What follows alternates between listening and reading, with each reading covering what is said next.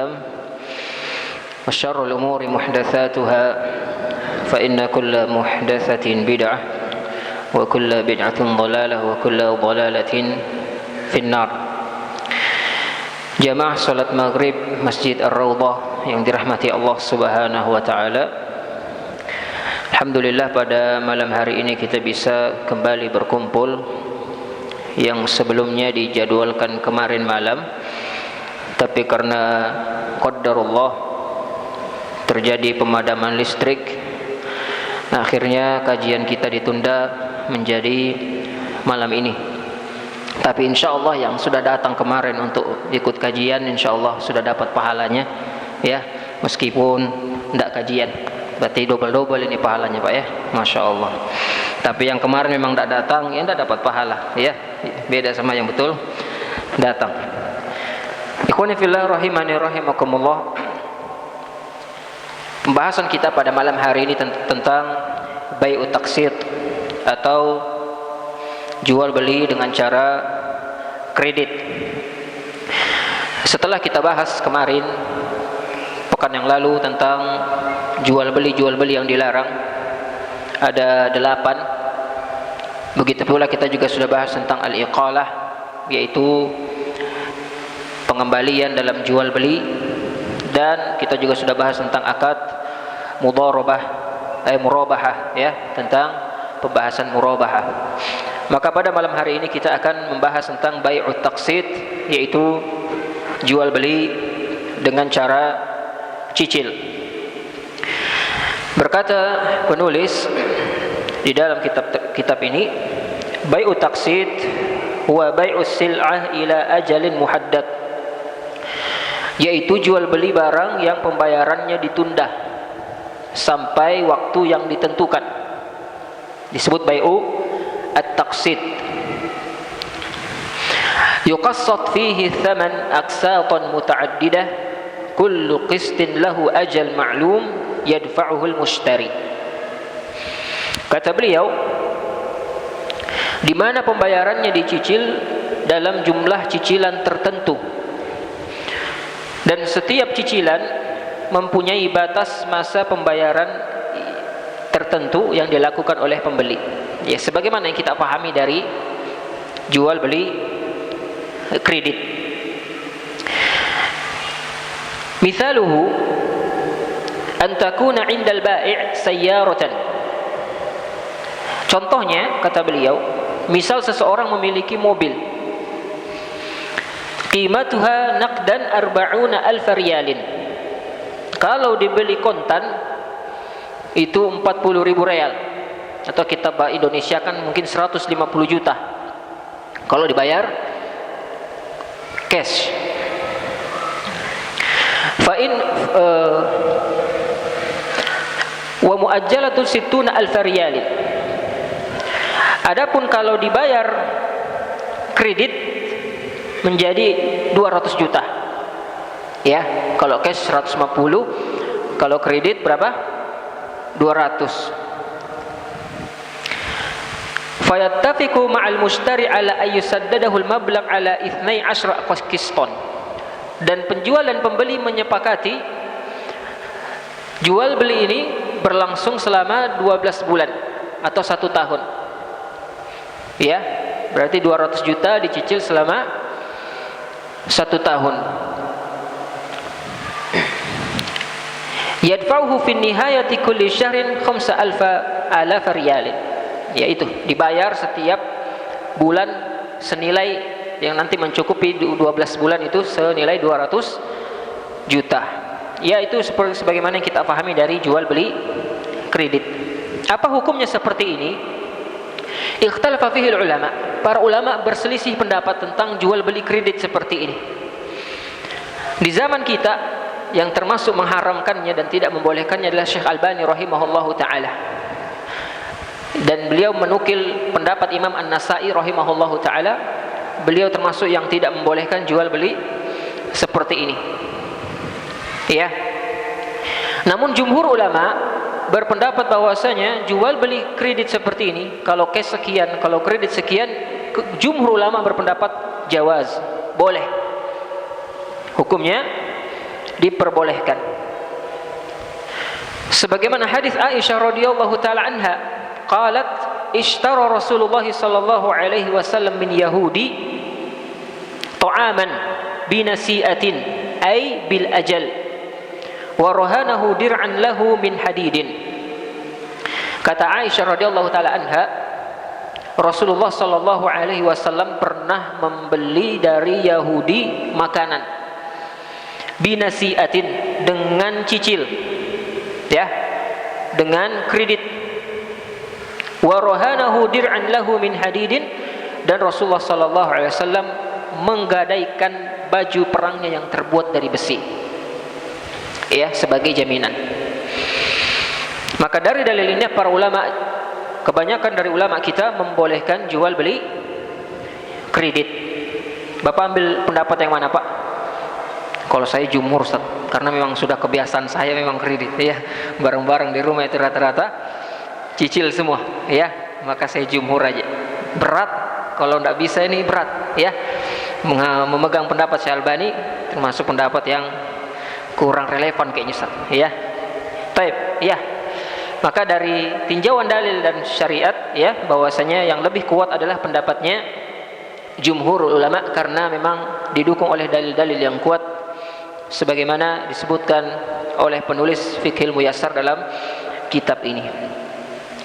Ini ikhwani fiddin rahimani rahimakumullah. Kemudian kita sudah mengetahui hukumnya. Adapun hikmah dari diperbolehkannya jual beli kredit, kata beliau, wal bai'u bi hadhihi tariqah fihi fa'idatun li kulli min al-bai' wal mushtari. Jual beli seperti ini, ya, memiliki faidah, memiliki hikmah masing-masing dari penjual dan pembeli. Jadi si penjual dapat faidah, si pembeli juga mendapatkan keuntungan, mendapatkan ya, keuntungan dan faidah. Fa innal ba'i yazidu fi mabi'atihi wa yu'addad min asalibihi fi taswiqi bidha'atihi fayabi'u naqdan wa taqsita wa yastafidu fi hali taqsid min ziyadati thaman muqabil ajal. Kata beliau, adapun si penjual dengan dia bisa mencicilkan barang-barangnya, bisa memperbanyak strategi pemasaran, ya. Ini termasuk strategi pemasaran, sehingga dia bisa menjual kontan dan cicil, di mana pada kondisi pembayaran cicilan ini dia mengambil laba lebih sebagai kompensasi dari penundaan pembayaran. Karena dia nunggu untungnya, misalnya untungnya satu barang itu 500.000, dia tidak langsung dapat itu untung, dia nunggu selama misalnya 6 bulan, maka dia tambahkan labanya karena dia menunggu keuntungan itu cukup lama. Ini masuk akal, ya. Dan orang yang menyicilkan barang itu lebih laku biasanya barang daripada orang yang tidak mau dicicil. Betul lah ini, Pak? Betul. Konter-konter yang buka tidak mau cicil sepi, tapi kalau ditulis bisa cicil 12 kali, ramai itu konternya orang beli HP-nya, ya. Orang jual beli motor bekas misalnya, tidak bisa harus cash, ya. Ya mungkin susah orang punya uang 5 juta harus punya baru beli motor, tapi kalau antum tulis bisa dikredit, ramai itu apa yang beli dari motornya tersebut, ya. Akhir Suban mana? Siapa tahu mau dicicil, ya. Itu bisa, ya. Maka lebih laku insyaallah. Maka ikhwani fillah rahimani rahimakumullah, dan kata beliau di sini, seorang penjual yang bisa mencicilkan barang ini termasuk strategi penjualan yang bisa meningkatkan penjualan barang-barangnya. Dan itu betul, seorang toko, ya, sebuah toko atau seorang pedagang ketika bisa mencicil, ya, bisa dikredit, itu biasanya lebih ramai yang membelinya. Adapun dari sisi pembeli, faidahnya annal mushtari yahsulu ala sil'ati wa in lam takun indahu qimah. Adapun faidah yang dapatkan dari seorang pembeli, dia bisa mendapatkan barang meskipun dia belum punya uang. Itu keutamaan yang dia dapat, ya. Dia hanya tinggal membayar cicilan secara bertahap. Ya, jadi keutamaan atau faidah yang didapat oleh seorang pembeli, dia bisa memiliki HP, dia sudah bisa punya motor, dia bisa punya apa-apa meskipun belum ada uangnya. Ya, ibu-ibu mau punya lemari tapi tidak ada uang, karena cicil sudah bisa lemarinya di rumah meskipun uangnya belum punya. Ya, ini secara tinjauan fikih, Pak. Nanti insya Allah kita bahas di musola, ya, di Langgar nanti kita akan bahas tentang prahar hutang, bagaimana bahaya berhutang, apa saja ancaman-ancaman Rasulullah tentang hutang, bagaimana orang yang mati bawa hutang. Nanti kita akan bahas secara dalil yang lain. Tapi ini pembahasan fikih, kita hanya bahas tentang fikihnya tentang hutang piutang. Adapun perincian tentang hutang nanti kita akan bahas pada pertemuan yang lain di tempat yang lain insyaallah taala. Ini ikhwani fillah rahimani rahimakumullah dari sisi pembeli. Baik. Kemudian syurut sihhati bai'it taqsid. Pembahasan selanjutnya, syarat-syarat sahnya jual beli kredit.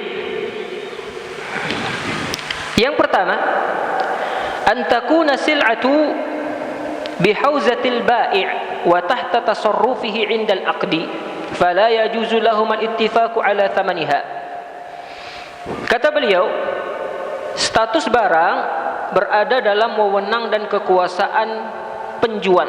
Artinya barangnya punyanya si penjual itu, bukan barangnya orang yang dia kreditkan. Wa tahdidu mawa'idus sadad wal aqsad thumma ba'da dhalika yashtariha al-ba'i wa yusallimuha lil mushtari. Maka tidak boleh bagi keduanya melangsungkan kesepakatan harga, penentuan waktu pembayaran, kapan diangsur, kemudian baru penjual membelinya. Tidak boleh. Tapi yang benar adalah mungkin dia pesan dulu, dibelikan barangnya sama si penjualnya, sudah sampai barangnya di rumah si penjual, baru kita tentukan akadnya, bagaimana akad yang kita akan jalankan. Itu yang betul. Maka tidak boleh seorang pedagang dan pembeli, ya, dia menyepakati akad, dia sudah bahas cicilannya berapa, tapi barangnya belum ada. Ya, belum ada barangnya, belum jelas barangnya bagaimana. Ini tidak diperbolehkan, karena seorang menjual harus barang yang dia miliki. Sebagaimana hadis dari Nabi SAW, la tabi' ma laysa indak. Jangan kamu jual sesuatu yang bukan punyamu, kata Nabi alaihi salatu wassalam. Baik, itu yang pertama. Yang kedua, la yajuzu ilzamul mushtari 'inda al-'aqdi aw fima yadfa'u mablag zaid ala ittifaqan alaihi indal aqdi fi halit ta'akhurihi an daf'il aqsat. Kata beliau, tidak boleh mengharuskan pembeli, ya, saat akad sudah terjadi atau setelah akad untuk membayar uang lebih dari apa yang sudah disepakati. Jadi tidak boleh lagi ada tambahan-tambahan uang setelah sudah kesepakatan. Kalau sudah 1 bulan 500.000, ya 500.000. Tidak boleh lagi berjalannya waktu si pembeli minta tambahan uang. Tidak boleh. Yakni tatkala pembeli terlambat, seperti membayar punishment atau denda. Kata beliau di sini, fa innahu riba. Lianna dzalika riba muharram, karena itu termasuk riba yang diharamkan. Jadi jual beli yang terjadi antara si pedagang dan si pembeli tidak boleh ada denda tambahan kalau orangnya terlambat. Maka biasanya kredit syar'i mereka tidak memberlakukan denda ketika seorang terlambat membayar. Karena kata beliau, keterlambatan yang menggunakan denda ini termasuk biaya tambahan, dan ini tambahan ini adalah tambahan di luar kesepakatan, dan ini termasuk akad riba. Jadi tidak boleh ada tambahan setelah itu. Kemudian yang ketiga, yuhramu 'alal mushtaril al-mali al-mumatalah fi sadadi ma halla min al-aqsat. Haram bagi pembeli yang mampu bayar untuk mengulur-ngulur cicilan. Ya, haram bagi pembeli untuk mengulur-ngulur cicilannya. Padahal mungkin sudah jatuh tempo atau dia sudah memiliki uang. Maka di antara adab ketika kita berhutang adalah kita membayar sebelum jatuh tempo. atau maksimal jatuh tempo, waktu tanggal jatuh tempo. Setelah itu maka ini termasuk kezoliman, apalagi kalau kita punya uang. Makanya kata Nabi SAW, matnul ghani zulmun, menunda-nunda bayar hutang padahal mampu, kezoliman. Dan kezoliman ini ikhwan fillah adalah kezoliman yang berjalan, artinya argo dosanya jalan terus sampai dia bayar hutangnya.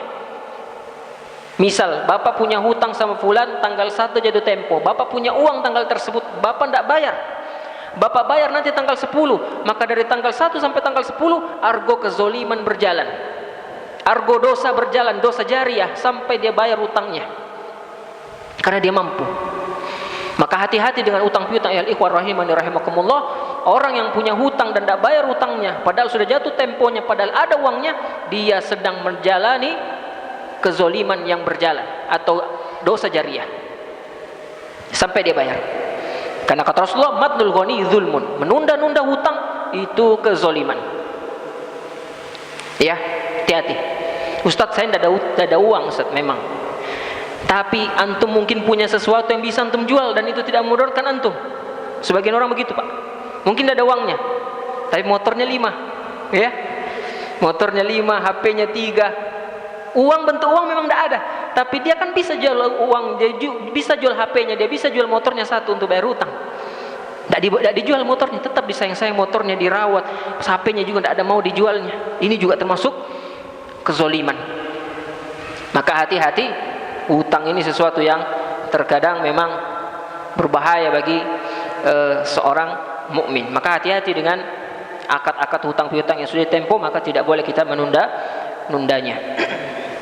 Yang keempat, syarat dari jual beli kredit, la haqqa lil ba'i fil ihtifadhi bimilkiyatil mabi' ba'da al bai', walakin yajuzu lahu ay yushtarata 'ala al mushtari rahna al mabi' indahu li dhamani haqqihi fi istifa'il aqsati al muajjalah.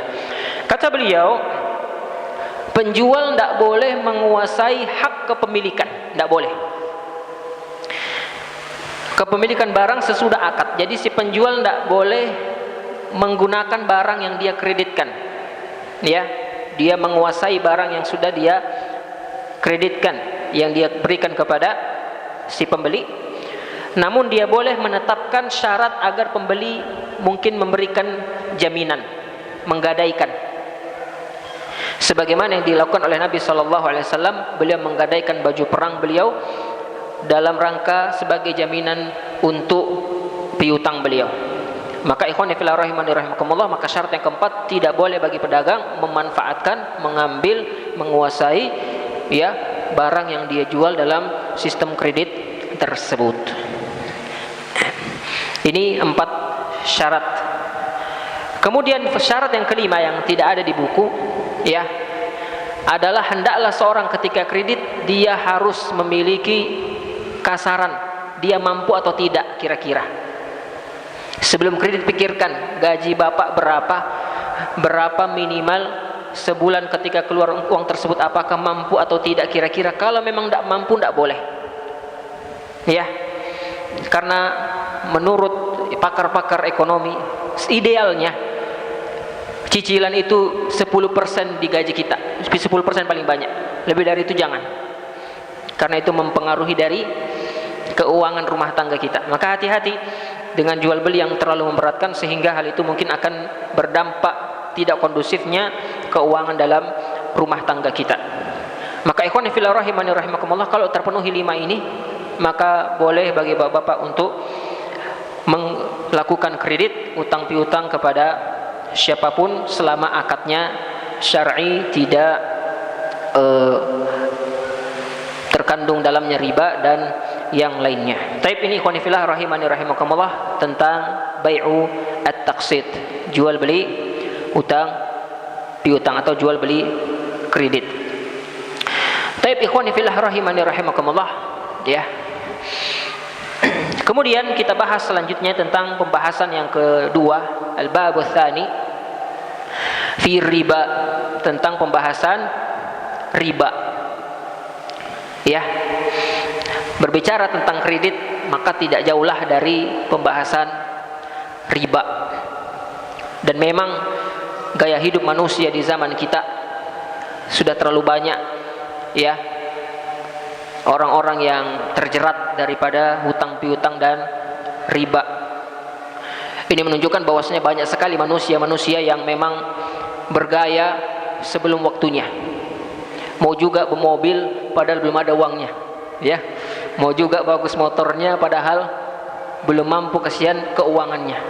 Akhirnya terkadang seorang memilih jalur kredit riba yang terkadang ini menjumuskan dia kepada dosa-dosa. Makanya sebagian prinsip orang-orang kota, ya, mereka mengatakan bahwasanya dia lihat aku enak, aku lihat dia enak, padahal kita ini sama-sama ndak enak, ya Pak ya, sama-sama ndak enak. Aku lihat dia, wih enaknya bermobil, tinggal di perumahan, bagusnya rumahnya, cantiknya istrinya, mobilnya bagusnya. Dia juga lihat kita begitu, bagusnya mobilnya, ini bagus, jalan di mall, masya Allah, rumahnya di perumahan. Padahal kita ini berdua sama-sama setengah mati bayar cicilan setiap bulan, ya, sama-sama mau meninggal ini tiap hari apa? Banting tulang bayar cicilan. Begitu orang-orang kota Pak, ya, dilihatnya, wah enaknya rumahnya, bagusnya mobilnya. Begitu juga dilihat kita. Ternyata setiap tanggal gajian tinggal 2 juta uangnya. Kenapa? Sisanya bayar utang, ya, cicilan rumah, cicilan mobil, cicilan ini dan itu. Itu prinsip sebagian orang, ya. Makanya kalau Bapak jalan ke mall, tidak usah terlalu kagum dengan orang-orang yang bawa mobil, orang-orang yang tinggal di rumah mewah. Belum tentu dia bahagia, ya, belum tentu dia senang. Bisa jadi di kepalanya itu apa? Mau pecah dia bayar cicilan, ya. Tidak terlalu apa? Dosa terlalu bangga lah, terus terlalu merasa, enaknya orang itu bawa mobil. Tidak ada jaminan kebahagiaan. Kebahagiaan adalah ketika kita bertakwa kepada Allah dan tidak punya cicilan. Itu kebahagiaan Pak, tidak punya utang. Maka kalau Bapak lihat ada orang-orang yang masya Allah, ya, dia hidupnya anteng, ya, kerja, sholat, senyum tiap hari, itu biasanya tidak ada utangnya itu Pak, ya. Tapi kalau dikit-dikit, kalau berdoa khusyuk sekali, ya, kemudian mukanya sering pucat, ya, sering sakit-sakit, tekanannya naik terus, tidak turun-turun, ya, hipertensi, itu mungkin banyak pikirannya karena utang, ya. Ini ikhwan fillah rahimanrakumullah. Jadi itu 4 atau 5 syarat dari syarat sah jual beli kredit. Baik, kita bahas selanjutnya pembahasan riba. Ar-riba lughatan min ar-riba yarbu, ribaan. Dari kata roba yarbu ay az-ziyadah. Secara bahasa riba itu artinya adalah az-ziyadah, tambahan. Adapun secara istilah, riba adalah ziyadatu ahadil badalaini al-mutanajisaini min ghairi ay yuqabil hadhihi ziyadah iwad. Adapun secara istilah, riba adalah tambahan pada salah satu barang barter yang sejenis. Adalah tambahan pada salah satu barang barter yang sejenis tanpa ada kompensasi yang menjadi imbalan tambahan tersebut. Ya, riba bagaimana kita tahulah, tambahan. Pokoknya Bapak taruh aja tanya, riba adalah tambahan. Sebagaimana Allah mengatakan dalam Al-Qur'anul Karim, ihtazzat wa robat. Ya, bumi itu ihtazzat, hidup, dan robat. Robat artinya subur, tumbuh. Apa yang ada di muka bumi ini. Taib. Ikhwani fillah rahimani rahimakumullah. Hukum riba. Ar-riba muharramun bil kitabi wa sunnati wal ijma'. Riba itu hukumnya haram berdasarkan Al-Qur'an, As-Sunnah, dan ijma'. Ya. Jadi dari Al-Qur'an hadis dalilnya ada, dari sunnah juga ada, dan ijma' para ulama. Adapun dari Al-Quran dalam surah Al-Baqarah ayat 275, ahallallahu al-bay'a wa harrama ar-riba. Allah menghalalkan jual beli dan mengharamkan riba. Jelas. Itu dari Al-Quran. Di ayat yang lain 278 Al-Baqarah 278 Allah juga mengatakan, ya ayyuhalladzina amanu taqullaha wa dharu ma baqiya minar riba in kuntum mu'minin. Wahai orang-orang yang beriman, jauhilah oleh kalian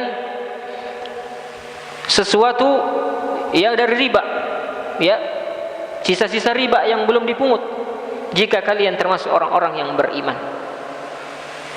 Itu dalil kedua, jauhi riba. Dalil ketiga dari Quran, alladzina ya'kuluna riba la yaqumuna illa kama yaqumul ladzi yatakhabbathu asyaitanu minal mas. Orang-orang yang makan riba tidaklah dibangkitkan di hari kiamat kecuali seperti orang yang dibangkitkan seperti orang yang kerasukan setan karena gila. Ya, jadi orang nanti yang dibangkitkan di hari kiamat orang-orang yang suka makan riba, maka dia berdirinya seperti orang yang kerasukan setan. Anda pernah lihat orang kerasukan setan? Ya, anak Ustaz kalau lihat orang kerasukan biasanya baring dia. Ya, anak pernah dulu di SMA. Di SMA anak kan katanya orang banyak hantunya. Ya, Handil 7. Upacara ada orang kesurupan, lari dia. Memang larinya kayak orang mabuk gitu Pak. Ya, perempuan. Nanti begitu orang di hari kiamat dia dibangkitkan seperti orang yang kemasukan setan. Ya, ini dari Al-Qur'an. Jadi banyak dalilnya. Adapun dari As-Sunnah juga banyak dalilnya. Yang pertama, Rasulullah bersabda, "Ijtanibu sab'al mubiqat." Jauhilah oleh kalian 7 dosa yang membinasakan. 1, al-syirku billah. Yang pertama syirik, jelas ini dosa yang paling besar. Was-sihir, sihir, tidak boleh. Wa qatlun nafsi allati harramallahu illa bil haqq, membunuh jiwa yang diharamkan Allah. Yang keempat, aklur riba, makan riba. Jadi riba ini digandengkan sama apa Pak? Sama membunuh, digandengkan sama sihir, digandengkan sama syirik. Dan tidaklah sesuatu itu digandengkan kecuali dia sama hukumnya, kurang lebih. Kalau tetangga Bapak membunuh, diapain Pak sama orang, sama masyarakat? Dikeroyok. Ya. Tapi biasa tetangga kita bertransaksi riba, kita biasa aja. Biasa sudah itu. Namanya juga zaman now, ya. Ndak riba ndak kaya, gitu ya. Ini riba sama membunuh Allah gandengkan, Rasulullah gandengkan. Itu dalil pertama. Hadis kedua, la'anallahu akilur riba wa mukilahu wa katibahu wa syahidaihi wa qal hum sawa. Rasulullah sallallahu alaihi wasallam melaknat pemakan riba, yang pinjamkannya, penulisnya, 2 saksinya. Kata Rasulullah semuanya sama dosanya. Jadi jangan kira Bapak yang minjamkan atau yang meminjam tidak berdosa. Sama. Sekretarisnya, saksinya, semuanya dosanya sama. Ya. Jadi tidak ada bedanya. Apa dosanya? Besar dosanya Pak. Hadis ketiga dari Ibnu Mas'ud, Rasulullah sallallahu alaihi wasallam bersabda, "Ar-riba 73 baban." Riba itu memiliki 70. Riba memiliki 73 pintu. Aisaruha ayyangkah ar-rajulu ummahu. Dosa yang paling ringan dari riba seperti seorang menikahi ibu kandungnya. Kebayang enggak santri-santri? Ada orang nikahi mamanya sendiri. Ini dosanya bagaimana? Itu dosa yang paling ringan dari orang yang makan riba. Paling ringan. Jadi bukan dosa ringan Pak, dosa besar. Dalil keempat dari Abdullah bin Hanzalah, Nabi sallallahu alaihi wasallam bersabda, "Dirhamun riba ya'kuluhu ar-rajul wa huwa ya'lam ashadda min 36 zinatan." 1 dirham riba yang dimakan orang dan dia tahu itu riba lebih dahsyat daripada 36 kali berzina. 1 dirham lebih besar dosanya daripada 36 kali berzina. Kalau gitu zina aja Ustaz, ya, daripada riba. Enggak juga begitu Pak pemahamannya. Artinya apa? Sama-sama dosa, tapi riba itu lebih ngeri dosanya. Ya, 1 dirham. Maka kalau ada yang bilang riba itu dosa kecil, ya, perlu diruqyah. Ya. Ini dalilnya banyak sekali, itu 36 kali berzina, seperti menikah dengan mama sendiri, dilaknat, digandengkan sama membunuh. Ya, maka riba ini bukan dosa yang ringan. Maka kita bersyukur ustadz-ustadz kita mendakwahkan tentang bahayanya riba. Dan memang orang yang bergelut dengan riba hidupnya tidak akan pernah baik-baik saja. Makanya Allah telah berjanji, wa in lam taf'alu fa'dzanu biharbin minallahi wa rasul. Kalau kalian tetap melakukan riba, tunggulah peperangan dari Allah dan Rasulnya. Artinya apa? Akan ada saatnya Allah akan menjadikan dia terpuruk dengan caranya Allah. Mungkin kaya riba, dengan uang tersebut dia menjadi kaya, tapi mungkin rumah tangganya hancur, anaknya nakal, sering kecurian, ya, dan masih banyak lagi. Mungkin suaminya suka selingkuh, mungkin anaknya suka meninggalkan sholat, mungkin pokoknya ada caranya Allah menjadikan hidupnya tidak bakal baik.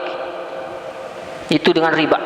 Itu sudah janji Allah. Maka tidak ada pemakan riba yang soleh, yang menjadi orang yang bertakwa, kecuali orang yang dirahmati Allah dengan setelah dia bertobat. Karena uang tersebut akan menjadikan seorang berat untuk ibadah. Makanya Allah mengatakan, ya ayyuhar rusul kulu min thayyibati wa'malu shaliha inni bima ta'maluna basir. Wahai para rasul, makanlah yang baik-baik dan beramal soleh. Kata Ibnu Katsir rahimahullah, ada korelasi antara makanan dengan amal soleh. Semakin seorang makannya halal, makannya thayyib, dari hasil keringatnya semakin mudah dia untuk ibadah. Sebaliknya, semakin orang makanannya haram, uang yang tidak jelas, uang riba, uang rampok, uang nyuri, semakin berat dia untuk melaksanakan ibadah dengan uang tersebut. Maka hati-hati. Ya. Maka ikhwani fillah rahimani rahimakumullah, dan orang yang makan riba dijamin doanya tidak akan dikabulkan oleh Allah.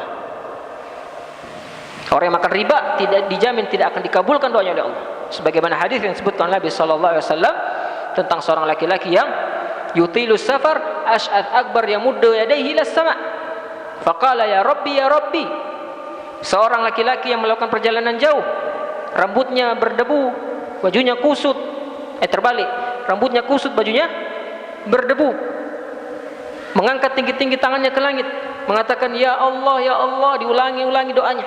Tetapi kata Rasulullah apa? Wa mat'amu haram, wa mashrabu haram, wa malbasuhu haram, wa ghudhiya bil haram fa ana yustajabulah. Makanannya haram, minumannya haram, bajunya haram, kenyang dengan uang haram, bagaimana mungkin doanya dikabulkan sama Allah? Jadi hati-hati. Tidak ada istilahnya orang yang makan riba itu doanya mustajab. Tidak akan, kecuali dia bertobat kepada Allah. Capek-capek dia berdoa, dia ke Masjidil Haram, dia umroh, dia minta sama Allah. Tidak, Allah tidak mau dengar doanya. Karena dia kenyang, dia beli baju dengan uang riba. Jadi hati-hati Pak ya, jangan sampai kita makan riba. Dan mudah-mudahan Allah menjaga kita dan keluarga kita dari dosa riba. Baik.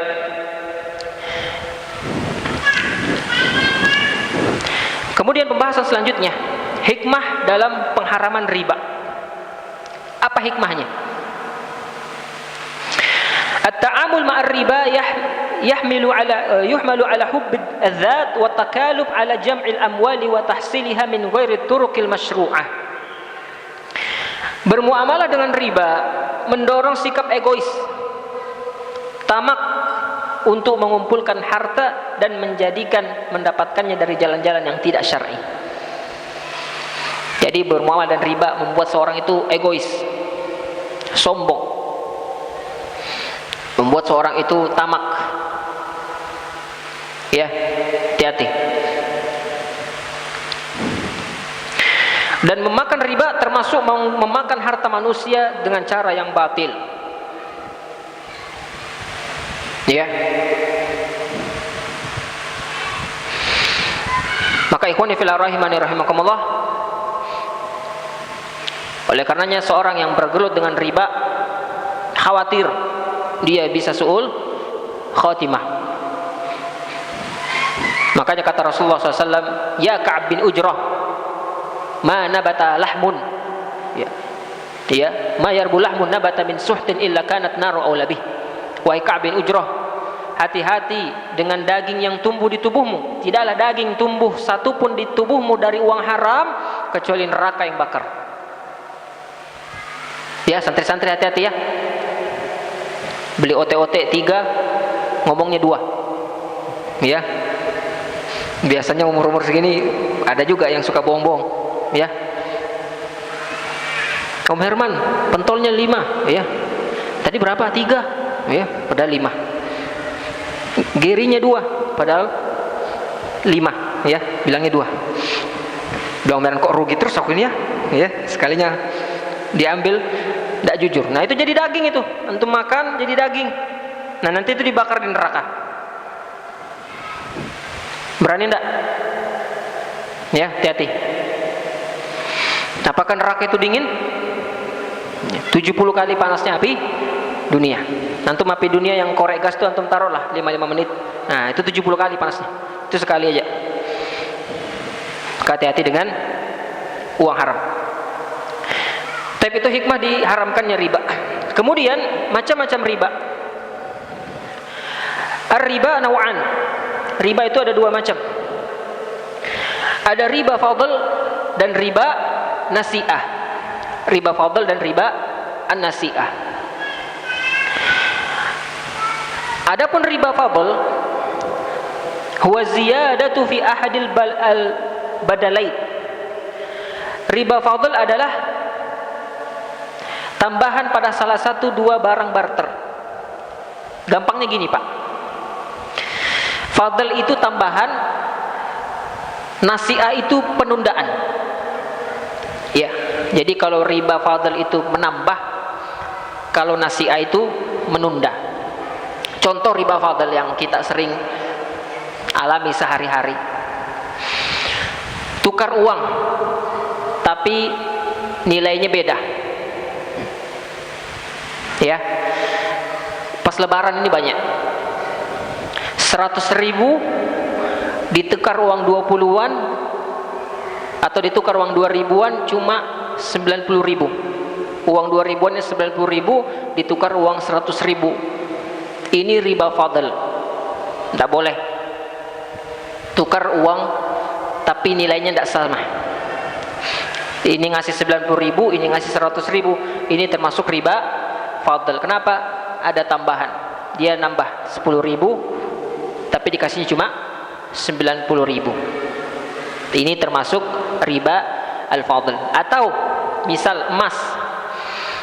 Ibu-ibu punya emas waktu pengantin baru 5 gram gelang. Sudah lama, sudah 10 tahun ini masih sudah kurang bagus. Maka pergilah ke toko emas untuk tukar tambah. Dia tukar emas lamanya plus 1 juta dengan 5 gram emas baru. Ini juga tidak boleh.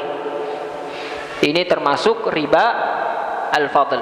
5 gram dengan 5 gram, tapi 5 gram yang ini pakai 1 juta, 5 gram ini emas biasa, ditukar. Maka tukar tambah emas tidak diperbolehkan. Bagaimana solusinya? Solusinya ibu jual dulu itu emasnya. Ini 5 gramnya Pak, saya jual. Dijual, misalnya tidak laku 3,5 juta, uangnya ambil.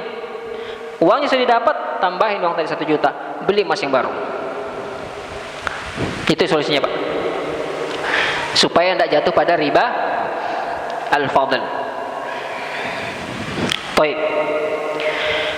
Yang kedua riba an-nasi'ah, menunda.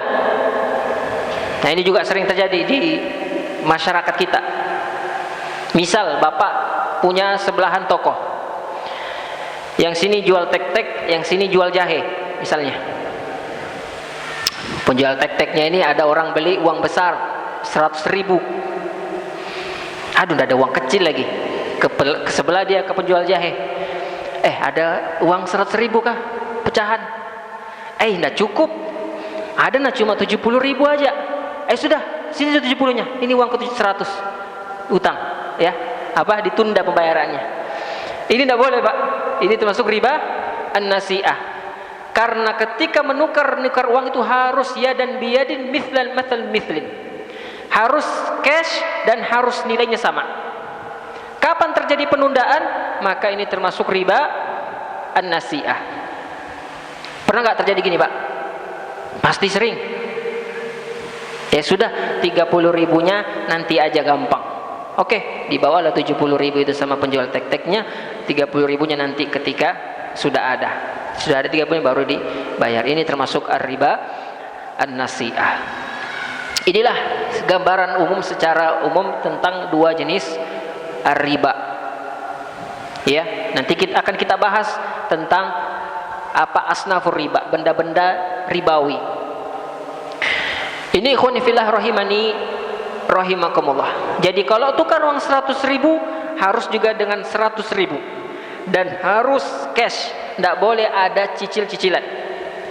Maka solusinya si penjual tek-tek tadi dan penjual jahe, maka dia akadnya utang aja, lebih aman. Maka kata penjual tek-tek, aku pinjam uangmu 70.000 buat ngangsul. Sudah, dia ambil itu 70.000 diangsul. Nanti sudah ada uangnya dikembalikan. Itu yang solusinya.